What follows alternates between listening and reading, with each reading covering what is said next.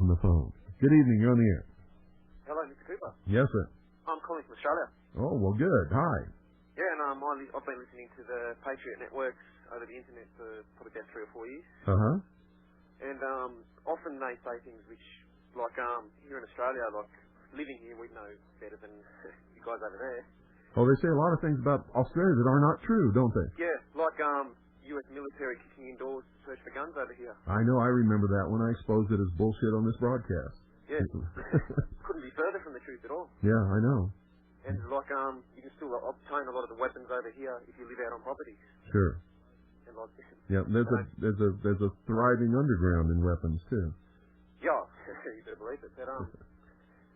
But I hear a lot of these, a lot of these people which they get on as experts on these networks, and it sounds like they just step down in front of the internet and printed up documents and things, and then they sell them. That's what they do. And that's their research. They don't do any research. Instead of actually going to a library. They don't do any research. Alex Jones is a broadcaster. He does not do research. Most of them don't do any research. I'd say 99% of them don't do any research. I do research. Like I've watched Alex Jones' video. Uh-huh. I think it's quite a good video.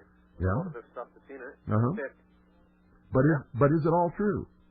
Well, there's one part where he's interviewing a police chief. Uh-huh. And the police chief says a bullet nearly went through a window and nearly went into a restaurant. Mm-hmm. And then later on in the same video, Alex is saying that the video went into the restaurant, which is very interesting. Yeah. Because that's a very obvious sort of mistake to make, uh-huh. which helps discredit the whole thing. Yeah. And like asking questions to put words in people's mouths and things like that. Yeah. So it's unfortunate because I think Alex is genuine with where he's coming from. Well, I would certainly hope so. He's got an excellent radio persona. He's obviously a smart young man. He is a young man. And if he'd just get on the research trail and not allow anything to go out over his radio broadcast that wasn't true and that, that was a rumor, and wouldn't allow callers to call in and spread rumor and then pick up on it himself and do things like he did New Year's Eve, he would be probably one of the best Patriot broadcasters that there ever was. But yeah. you think he's going to do that? No. I doubt it. Because you know why? He cares more about how many people are listening than he does about what he's saying over that microphone. Yeah. Guaranteed.